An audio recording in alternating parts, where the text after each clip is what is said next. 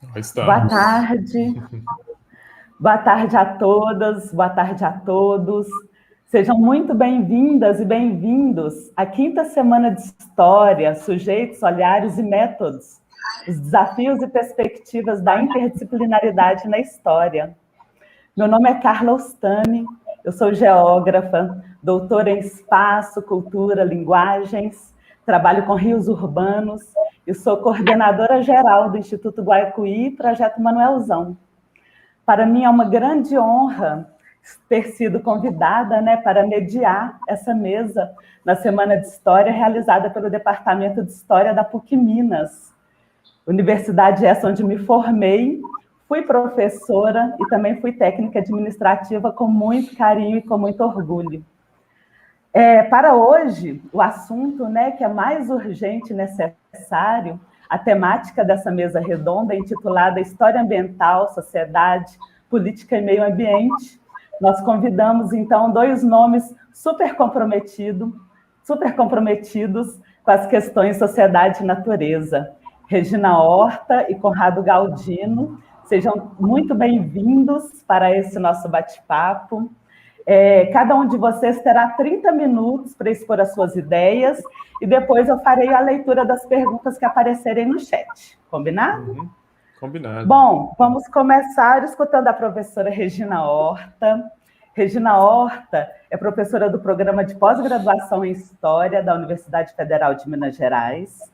Tem experiência no Brasil República, História e Natureza, História da Biologia na Primeira República, História dos Animais, integrou a diretoria da Associação Nacional de História, na qual atuou como editora-chefe da Revista Brasileira de História.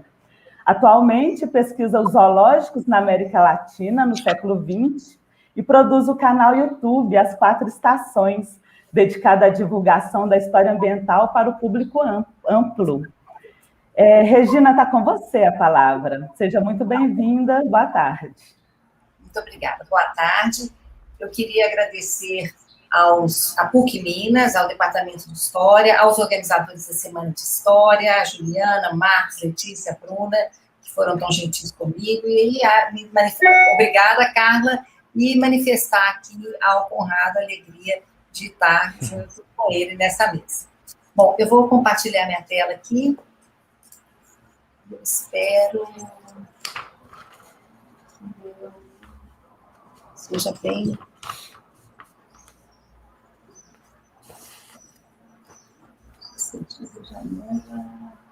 A gente está vendo da tela. Ah, consegui. Consegui compartilhar. Não consegui.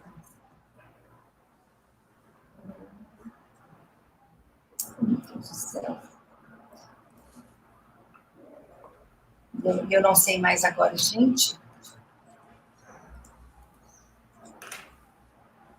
Eu não estou conseguindo compartilhar a tela.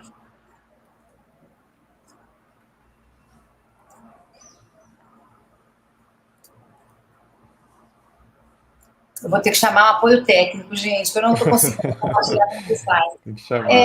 Lucas, que está no apoio aí, tem os slides, que aí às vezes ele compartilha para mim, mais fácil. Tá, melhor, tá? Quando eu falar, por favor, você troca, por favor, tá? Bom, eu vou, então, por favor, essa é a entrada, né? O título que eu dei é a mesa. Passando, por favor, o slide. Eu vou começar por um caminho, eu vou trabalhar com a história da biologia como um caminho para o tema da mesa, e vou fazer aí um caminho entre a biologia, a história ambiental, vou falar da história, um pouco sobre a história republicana brasileira nos anos 30 e 40, sobre a política nos seus aspectos relativos ao nacionalismo desse tempo, e a questão também do meio ambiente, da conservação, do pensamento conservacionista dessa época. Eu começo citando uma historiadora polonesa, Eva Domanska, que em 2019 publicou um artigo sobre a história pós-humanista em que ela vai discutir essa perspectiva, essa história pós-antropocêntrica, em que a biologia surge como um conhecimento extremamente transformador e importante para a história. Ela chega a falar em bio-humanidades, e nessa bio-humanidades, um questionamento profundo do lugar do ser humano como um parâmetro central para a história, e também essa colocação do Homo sapiens como um ser vivo mesclado nas conexões interespécies e ambientais do tempo geológico na escala planetária. Então, ela vai relativizar isso tudo. Ela cita um editorial nesse texto da American Historical Review, de um número especial em que a história encontra a biologia, de 2014. E nesse editorial, os editores aí desse número especial, eles disseram que da importância do caminho promissor dos diálogos entre história e biologia, e que isso tinha sido um pouco interrompido em 1975 pela publicação de um livro do Edmund Wilson, chamado Sociobiologia, em que o determinismo extremo desse biólogo teria jogado um balde de água fria nos debates entre historiadores e biólogos, gerando incompreensão e grande desconfiança. Bom, quando eu li isso, eu pensei, então eles deviam ter lido outros biólogos que se dirigiram às humanidades, como, por exemplo, Stephen Jay Gould, ou então mesmo o Ernst Mayr, o alemão, que desde sempre teve uma outra perspectiva da biologia e que em 97, num texto dele, ele está defendendo a especificidade da biologia em relação a outras ciências, que às vezes acusavam a biologia evolutiva de não ser uma ciência exata, né? E ele recorre a um historiador, que a gente lê muito na história, que é o Edward Carr, um historiador inglês, que num texto defendendo a especificidade da ciência histórica, afirmava que a história tem algumas características. E o Ernst Mayr diz que, na verdade, são algumas características muito próximas da biologia evolutiva também, que é a história, e, portanto, a biologia evolutiva lida com o que é único, eventos únicos e irrepetíveis, que elas são incapazes de fazer previsões precisas, exatas, e que elas têm implicações para as questões religiosas e morais. E aí, esse biólogo alemão dizia que, por exemplo, dava o exemplo das implicações de Darwin, que é incompatível com teorias finalistas e teleológicas, que questiona o antropocentrismo, né, que lida com as coisas entre o acaso e as necessidades, e, a partir daí, essas zonas de contato muito interessantes entre história e biologia se delineiam. Eu escrevi um artigo em 2009 discutindo isso, que é História e Biologia, Diálogos Possíveis, Distâncias Necessárias, em que eu exploro um pouco essas zonas de contato, a importância do acontecimento, de acontecimentos únicos, a criação do novo no tempo, a recusa da teleologia e da ideia de progresso, a complexidade de processos que se constituem entre o acaso e a necessidade, o recurso a narrativas plausíveis para explicar o que aconteceu. Então, esse diálogo é muito interessante, a meu ver, fascinante, né? E eu vou, por favor, passo o slide, eu vou, passando o slide, por favor. Eu vou citar o exemplo desse autor, que é o Melo Leitão, que publicou um livro na coleção brasiliana, cuja primeira edição é de 1937, e teve uma outra edição aumentada em 1947. Passa o slide, por favor. E nesse livro, o Melo Leitão se faz uma pergunta muito importante, que ele pega várias ratitas de vários lugares do mundo e pergunta o que elas têm em comum, né? E por que elas são diferentes? E o que explicaria as semelhanças, né? São aves ratitas que não voam, são pesadas, né? São onívoras em várias regiões do globo. E aí, por favor, nós temos a ema, são 5 espécies de ema no território sul-americano, passa, por favor. São 4 espécies de avestruz na África, passa o slide, por favor. São 3 subespécies de casuários na Nova Guiné e Austrália, passando, por favor, casuar.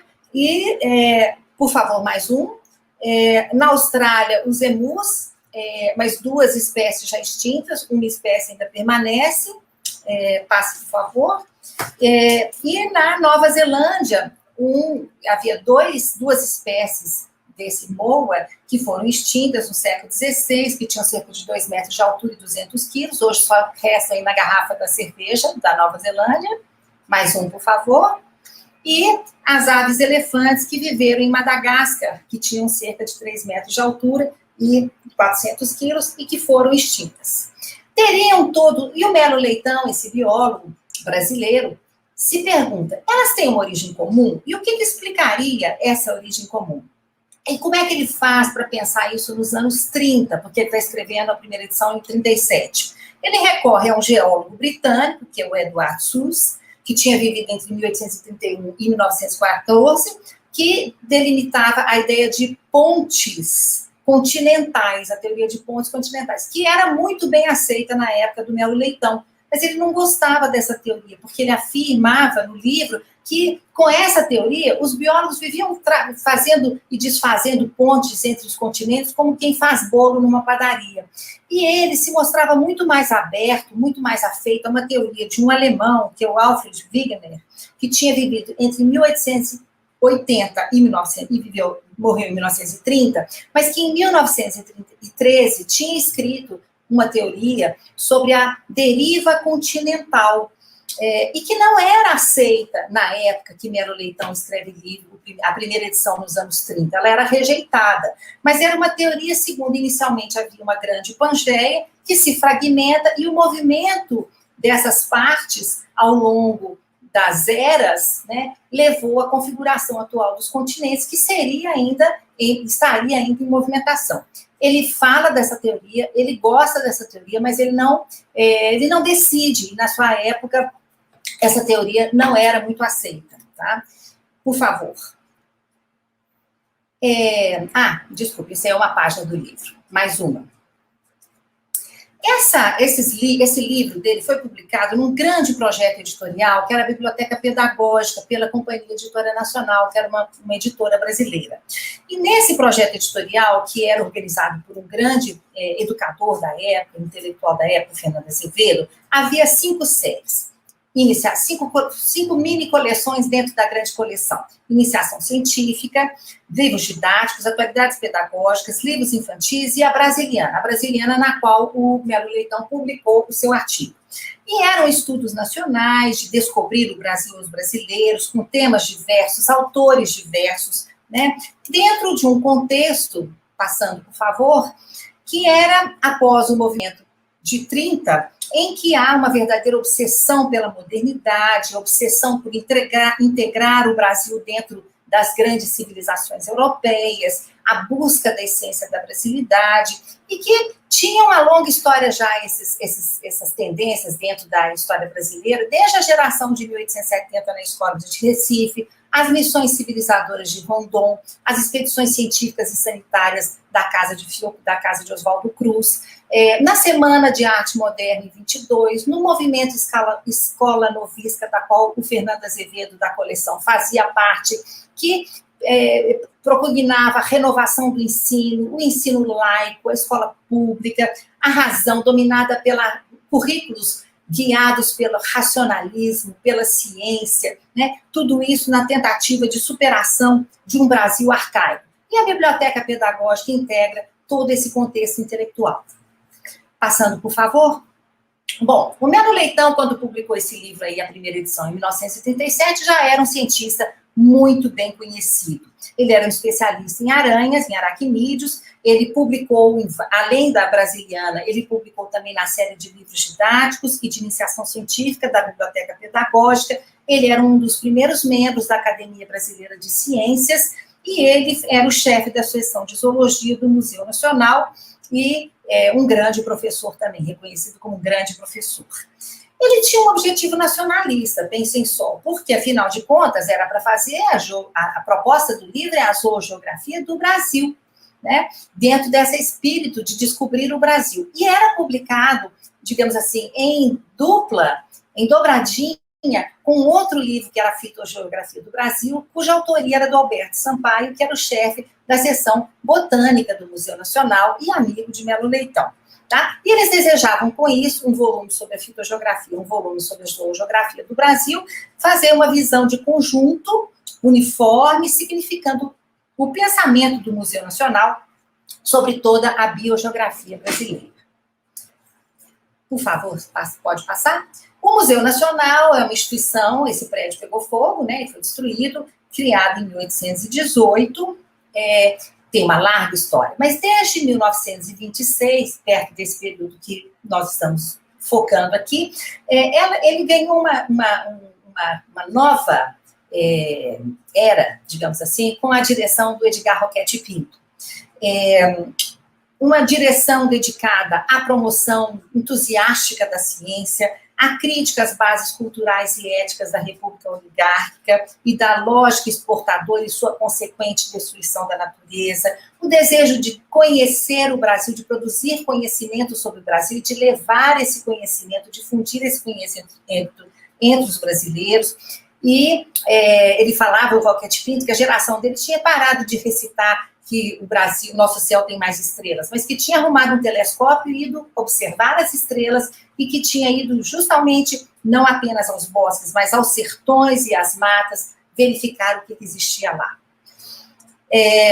Passando, por favor, toda essa geração, ela apostava muito num novo projeto para o Brasil, né? O arranjo oligárquico alcançava sérios limites, e foi criticado por toda uma geração de intelectuais e mesmo de políticos. Eram os primeiros anos do governo Vargas, após o movimento de 30, e esses intelectuais estavam muito entusiasmados e apostaram na ideia de que, ou no projeto de que haveria políticas públicas de saúde, políticas públicas de educação, né? E que esse Estado, como um mediador imparcial aí, promotor de uma organização social, de uma sociedade orgânica, poderia inaugurar novos tempos. Certamente é um projeto autoritário, né? Mas certamente é um projeto que tinha aí várias diferenças em relação à República Oligárquica.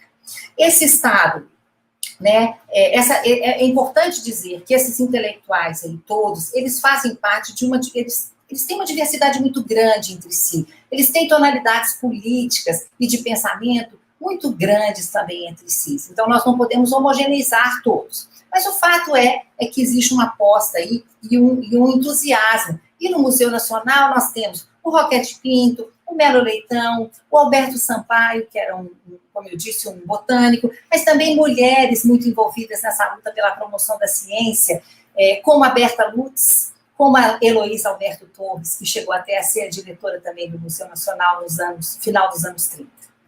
Passando, por favor.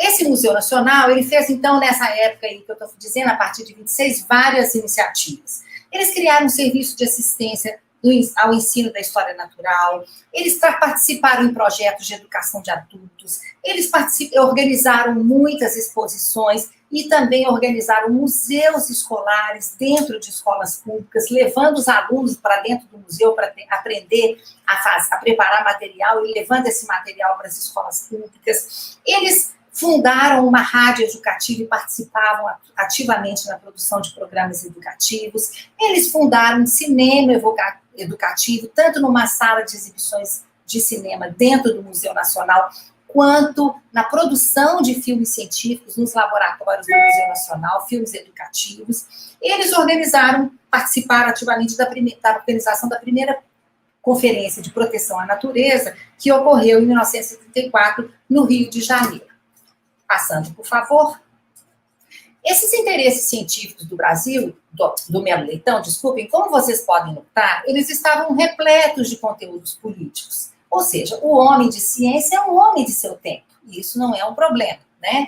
E estava isso tudo muito bem expresso nessa proposta nacionalista, nessa intenção nacionalista de uma geografia do Brasil, né?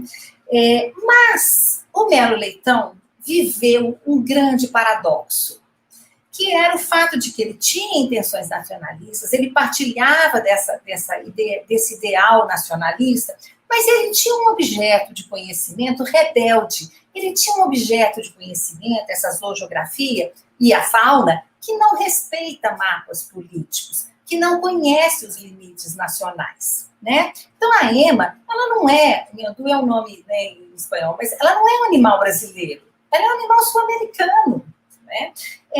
E ela guarda parentesco com aves da África, da Austrália, da Nova Guiné, da Nova Zelândia e com outras já extintas, por exemplo, na ilha de Madagascar, né?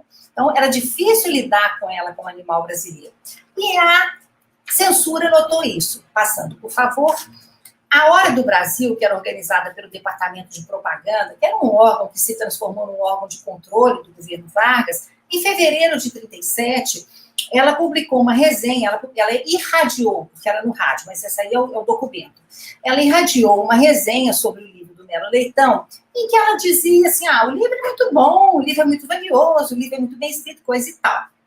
Mas, e o mas era importante, o parecer notava, ele é excessivo no tratamento de animais que não existem no nosso território e deficiente quando se ocupa muito pouco de outros que aqui existem em abundância. Então, o recado que o DIP estava dando para o Melo Leitão era esse. Afinal, essa é ou não uma zoogeografia do Brasil?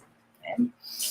Bom, esse paradoxo ele tem 3 aspectos, na minha opinião, tá? Primeiro, passando, por favor, o slide, ele favoreceu, eu acho que a trajetória profissional do Melo Leitão, com sua profunda inserção na comunidade científica internacional, favoreceu uma perspectiva para além do nacional nas suas concepções científicas. Em segundo lugar, eu creio que a biogeografia abalou seu nacionalismo, tanto pela questão dos limites geográficos das nações, que são ridículos no tempo da Terra, né? Quanto no limite da Terra, eles são abstrações políticas, quanto nessa questão histórica, porque o tempo das nações, dentro desse tempo geológico, desse tempo das espécies, ele é muito relativizado. Então, nada disso cabe no nacional. Né? Então, aí, eu creio que existam nesses 3 aspectos essa ideia de que a biologia, a crítica do nacionalismo, o desejo de conservação e esse transnacionalismo e internacionalismo, eles estão intrincados. Tá? Pode passar, por favor. Há 2 edições aí, né? A de 37 e 47. Ele define a edição de 47 quase como um novo livro, porque ela é muito maior. Mas eu creio que a diferença é muito mais do que quantitativa ou acumulativa dos estudos. Mas o fato é de que entre 37 e 47, esse paradoxo que domina o Melo Leitão, digamos, assombrou o Melo Leitão, ele aumenta. E, na verdade, o Melo Leitão vai acabar por assumir esse paradoxo e tomar uma outra postura frente ao nacionalismo. Pode passar, por favor? A segunda edição traz uma epígrafe, que quer dizer uma epígrafe em latim, cuja tradução, eu agradeço aqui ao meu colega André Niatello, a gota d'água não escava a pedra pela força, mas pelo incessante pingar. E eu acho que como é que a gente pode explicar a presença dessa epígrafe aí? Eu explicaria de 2 formas. A primeira é que o Museu Nacional, entre 37 e 47, sofreu muitos reveses e foi muito desprezado pela política cultural, no final das contas, do Estado Novo, né, a partir de 37, a partir de Capanema. E aí ele estava dizendo que lá no Museu Nacional, na verdade, eles tiveram que ser muito resilientes, os cientistas como um todo.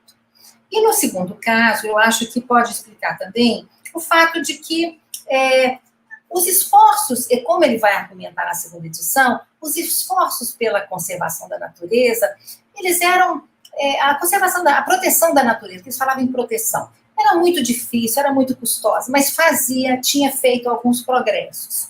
Seja como for, né, seja pelo fato de que agora a guerra acabou, a ditadura de Vargas terminou, e agora o mundo recomeça uma série de coisas, há um otimismo na segunda edição do Melo Leitão, que eu julgo curiosa, porque ela se refere à questão da proteção da natureza. Passando, por favor. Em 1947, o Melo Leitão tinha se transformado num aracnólogo reconhecido internacionalmente. Tá? Ele recebia uma série de convites para conferências, ele participava de muitos congressos, Ele, como palestrante, ele era membro de várias sociedades internacionais, ele era o consultor do British Museum para dar consultoria da organização de algumas coleções entomológicas latino-americanas. Ele tinha uma correspondência científica muito intensa, e não apenas com cartas, mas a correspondência científica dele envolvia embalagens com vidros, com aranhas, escorpiões e outros, né, outros insetos, que ele trocava com cientistas internacionais na sua correspondência, na sua troca de conhecimentos. Tá? Ele tinha publicado já 121 artigos científicos, ele publicou muitos artigos originais sobre aranhas, não apenas do Brasil, mas da Argentina, encontradas, né, coletadas na Argentina, na Guiana Francesa, na Guiana Inglesa, na Colômbia, no Peru, no Equador, no Chile. E ele teve um reconhecimento, quando eu analisei o obituário dele, da Academia Brasileira de Ciências, eu vi que ele recebeu, a família dele recebeu condolências de pesquisadores muito importantes de todo o mundo. Ele era reconhecido, tá? Passando, por favor.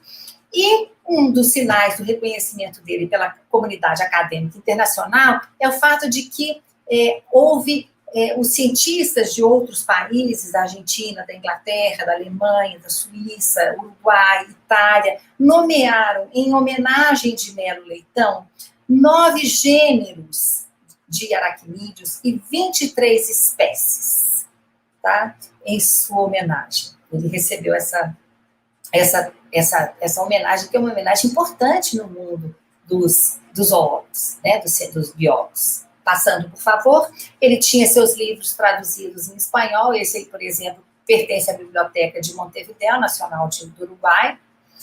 E aí vou argumentar que essas experiências internacionais de Melo Leitão lhe descortinaram um mundo, um horizonte de conhecimento que teria sido impossível de ser avistado, né, e de ser, se ele não tivesse essa experiência internacional, e que não cabia nas perspectivas nacionalistas anteriores do seu pensamento.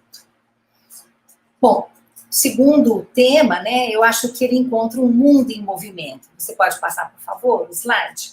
Um mundo em movimento. Né? No próprio livro dele, ele diz o seguinte, que ao longo do século XX, mas principalmente, estou falando já da segunda edição, de 47, tá? Principalmente nos últimos anos, tinha existido um avanço dos meios de informação, de comunicação e de transmissão da informação científica muito grande, que os recursos tecnológicos tinham aumentado o acesso a seres microscópicos, mas também a seres que viviam em lugares difíceis de alcance no planeta, como o fundo dos oceanos, ou como regiões muito altas e muito frias, e que o avanço tecnológico tinha possibilitado o acesso, facilitado o acesso dos cientistas a esses locais e, portanto, ao conhecimento de sua fauna, né? E que havia, portanto, um conhecimento muito grande para ser lidado. Né? E essa biogeografia lhe dava essa dinâmica de um espaço mundial muito dinâmico, em movimento ao longo das eras, né? E com fenômenos para o estudo da fauna, que ele tinha que estudar os fenômenos de deslocamento, seja voluntários ou passivos da vida dos seres vivos, nessa intrincada, extensa dinâmica no espaço e no tempo. Então, fenômenos de migração de espécies, de nomadismo, de difusão, de dispersão da fauna, em que ele vai discutindo isso tudo, e ao longo do livro, a gente vê que é impossível ele falar de zoogeografia se limitando ao Brasil. E aqui ele, digamos assim, chuta o balde. Né? No livro, na segunda edição, eles realmente chutam o balde. O título não muda, mas ele está falando de zoogeografia nas suas conexões, né? O solo, né, começou a se mover. Então, aquela teoria que eu falei lá na frente do Alfred Wegener, das teorias da deriva continental, da qual o Melo Leitão já era extremamente simpático nos anos 30, essa teoria tinha ganhado força, tinha sido, digamos assim, tinha ganhado solidez e se consolidou nos meios científicos, ganhou força por conta do avanço dos estudos do paleomagnetismo e da capacidade de avaliação da movimentação das placas oceânicas, né, no fundo do oceano, e que também permitiu digamos, inferir o comportamento dessas placas tectônicas no passado, confirmando a teoria lá da Pangeia e da deriva continental. Então, esse mundo do pós-guerra, em que ele publica esse livro, é um mundo que o próprio solo não para de se mexer ao longo das eras, né? É um mundo dinâmico, né? Um mundo vertiginoso no tempo, no espaço, né? E ele se contagia com isso. Essa ideia de que a configuração continental que a gente está vivendo nela hoje, em cima da qual a gente vive nela hoje, ela é transitória. Ela parece fixa nessa medida da nossa vida, que é uma meleca na história do planeta, né? É um pedacinho da meleca da história do planeta, né? Então, essa vertigem em espaço do tempo que o biólogo que estuda a geografia enfrenta, defronta, né? Passando, por favor, e ele são vários mapas que ele vai fazendo, e ele vai mostrando como para fazer a zoogeografia, os limites nacionais, por exemplo, na América do Sul, dependendo do aspecto que você quer abordar, se você vai fazer zoogeografia lidando com os escorpiológicos, aí as províncias escorpiológicas, ou se você pegasse outro tipo de animais, esses limites aí, eles são fluidos, eles mudam em vários mapas sucessivos. Vai ser incapacidade de fazer um mapa, para falar da fauna, que privilegiasse apenas os limites do Brasil, né? Fica claro. Então, na América do Sul, aí, né, a fauna tem muitos percursos, e ela tem percursos que são pan-americanos, né? A araninha não sabe que está na fronteira, se ela está na fronteira do Brasil ou da Argentina, ou não, ela vai, né?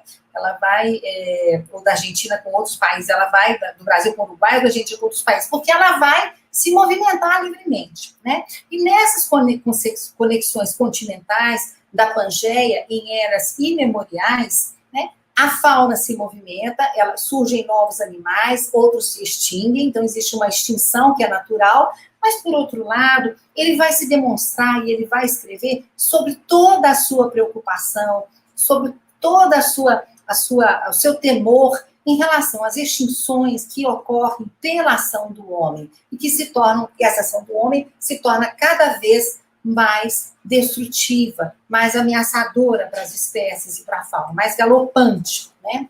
Passando, por favor, o slide, né? Mas como eu disse, ele é otimista. Ele vai, por exemplo, fazer uma lista de parques nacionais que têm sido fundados até então, desde o início do século, desde o fim do século XIX, né, mas principalmente ao longo da primeira metade do século XX, e mostra, né, como que existe aí um esforço de proteção da natureza muito efetivo, e ele próprio se mostra extremamente disposto à luta pela proteção da natureza também. Ele comemora no seu livro a fundação de parques nacionais em todo o mundo. E ele comemora também, ele está escrevendo, né, em 47, lembrando, ele comemora que o mundo retornou às suas iniciativas de fundação de órgãos internacionais de proteção à biodiversidade. Então, ele afirma, por exemplo, ele relembra que em 1913 tinha ocorrido em Berna uma conferência internacional de proteção à natureza, e que em 1913 eles tinham começado a projetar a fundação de um organismo internacional de proteção da natureza. E depois, em Paris, em 23, no segundo encontro, eles ratificaram a intenção de fundar esse organismo, e que em 28 fundaram efetivamente em Bruxelas um escritório internacional para a proteção da natureza, que começou a funcionar, mas que ao longo das turbulências dos anos 30 e da guerra, e da Segunda Guerra Mundial, tinha fracassado, né, nas suas ações. Bom, mas em 1947, que é o mesmo ano de publicação da segunda edição do livro, ocorreu a Conferência Internacional para a Proteção da Natureza na Suíça. Pode passar, por favor? E decidiu que seria fundada uma união internacional. Eles encaminharam essa demanda para a Unesco, e a Unesco promoveu, em 1948, a Conferência de Fontainebleau, entre setembro de 48 e outubro, para a fundação da International Union for the Protection of Nature, que hoje é a International Union for the Conservation of Nature, a IUCN, que é um órgão muito ativo. E vejam só, passe por favor o slide, olhem quem estava lá. Melo Leitão estava lá em Fontainebleau, participando dessa conferência de fundação da IUCN. Ele era um representante do governo brasileiro, como vocês podem ver aqui, mas ele também foi como representante do Conselho para a Proteção da Fauna Sul-Americana. Ele foi como representante de um órgão sul-americano de fauna. O que mostra aí que ele tinha assumido, né, a outra face do paradoxo, né, abandonando aquele nacionalismo que tinha guiado a primeira edição, ou que tinha, pelo menos, guiado a intenção da primeira edição, onde ele começa a se debater com esses paradoxos em torno do nacionalismo. E nesse congresso, a proteção da natureza é muito claramente definida como uma ação global, como uma ação que envolve a humanidade, que envolvia a capacidade da humanidade de lidar com a proteção da natureza, com digamos assim, o uso dos recursos naturais, que tinham que ser usados com parcimônia, né, e com cuidado, para garantir, né, até mesmo a continuidade da civilização humana. Então, a questão da proteção da natureza, a questão da fauna, da proteção à fauna, da proteção à flora, se torna, e dos rios e do meio ambiente como tal, se torna uma questão, né, institucionalmente internacional. Passando, por favor. E aí, como algumas considerações finais, eu queria ressaltar algumas coisas, alinhavar algumas coisas. Em primeiro lugar, como que essas transformações históricas e sociais integram os processos de produção de conhecimento, né, de saber, de ciência. O cientista é um homem do seu tempo, né? E isso não é um mal, né? Isso é uma característica da produção de um conhecimento científico que faz parte da cultura, que faz parte da nossa ação. Em segundo lugar, né, o conhecimento introduz novas perspectivas sobre a realidade. Então, vejam bem, nosso meio, nosso mundo, tem a ver com o que o cientista pensa, mas, ao mesmo tempo, os objetos de estudo transformam a forma como a gente vê o mundo e transformam a nossa posição frente ao mundo. Então, o conhecimento científico, ele é transformador, ele é criador, ele é capaz de romper com a lógica, da qual a gente, às vezes, até partiu como ponto de partida, mas a gente se questiona e muda por esse conhecimento. O Melo Leitão, né, ele parte de um contexto histórico nacionalista e ele produz um conhecimento, ele lida com um objeto, que eu falei rebelde, né, e ele produz um conhecimento que não cabia nos limites da nação. Ele excede, né, as condições da produção da sua ciência e cria coisas novas. Essa zoografia histórica, ela relativizava a nação no espaço, a questão da história, do tempo na zoogeografia, relativizava a questão do tempo. As implicações geográficas da zoogeografia relativizavam o espaço da nação também, e a ação da humanidade. Elas, de certa forma, pela vertigem de tempo e do espaço, elas levavam ao questionamento do antropocentrismo e do papel do homem nessa história toda, né? Mas, ao mesmo tempo, quer dizer, a insignificância do homem na história do planeta, né? A insignificância do tempo do homem se comparada ao tempo do planeta. Mas, ao mesmo tempo, ela mostrava, ela apontava para a necessidade da consciência da responsabilidade humana sobre o planeta, sobre a extinção de espécies, né? E aí ele faz parte isso aí está até errado, gente, desculpa, não tem nacional, não. Ele faz parte da Comissão de Defesa da Fauna Sul-Americana e não apenas brasileira, né? Então, por último, o meu último slide, eu quero voltar à frase do livro, a frase que é epígrafe da edição de 1947. Você passa, por favor, Lucas? Que é a ideia de que sobre a gota d'água, né, ela é resiliente, a força dela é a resiliência, como eu disse, né, decisiva. E eu gostaria de terminar com essa frase, porque ela é otimista, né, e, na verdade, ela é de um otimismo muito responsável, porque ela envolve a persistência, a resiliência, a luta contínua, o trabalho incessante, para que as coisas sejam mudadas, né? O clássico ditado, a água mole em pedra dura, tanto bate até que fura, né? Eu acho que seria uma tradução num ditado popular dessa frase. E a gente precisa de otimismo, a gente precisa de acreditar na resiliência, de ter esperança nesse contexto que a gente está vivendo no Brasil de hoje, em que tudo é tão triste, né? Em que a gente está cercado de destruição, de violência, da morte, da negação da ciência, da desvalorização do cientista, da perseguição do cientista, né? E que eu gostaria que essa fala minha, que a fala de todos nesse evento como um todo, né? Que o nosso trabalho, que ele seja uma gota d'água a cada momento, né? Nossas palavras sejam gotas d'água, né? Nessa luta por um tempo mais promissor para a ciência, para o mundo natural do qual a gente faz parte, né? A ideia de que a gente tem que ser resiliente, continuar nosso trabalho, né? Resistir, lutar, né? Para que as coisas possam ser transformadas. Então, uma palavra aí nessa frase remete à necessidade de sermos esperançosos, combativos e resilientes. Muito obrigada.